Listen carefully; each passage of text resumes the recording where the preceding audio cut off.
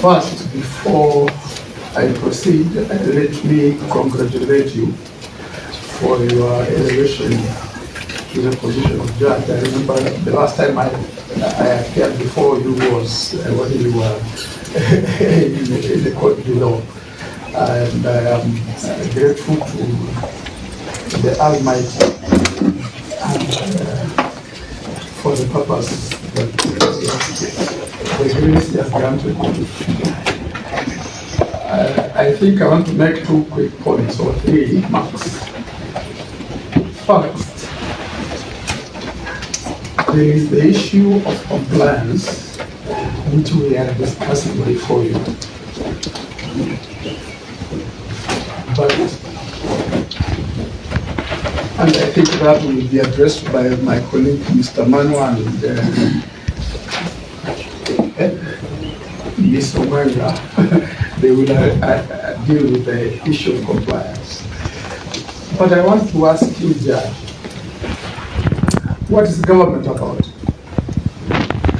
If government cannot protect its people, and they come here shamelessly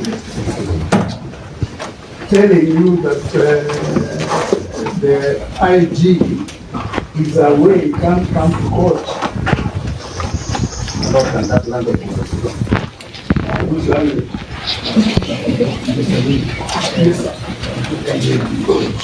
No. I am addressing you. Yes. And also addressing my government. Okay. You are reading about the government and recording that. Yes. All I am saying is that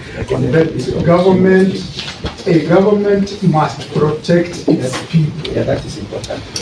It is important that they explain what we have done, and we are unable to get these people where they are, or we arrested them and they are in such other place.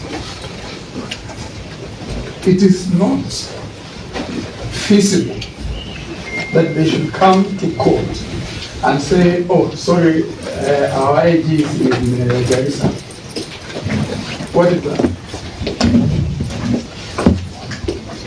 They should be filing an affidavit to tell you what they have done to look for these people, and they are either able to find them or unable to find them. And lastly, all of us are equal before the law. Whether you are an IG or deputy IG, like we are not whom I have met before, but I can see this badge.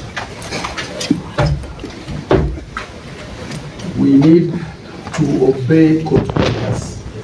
Court orders must be obeyed at all times.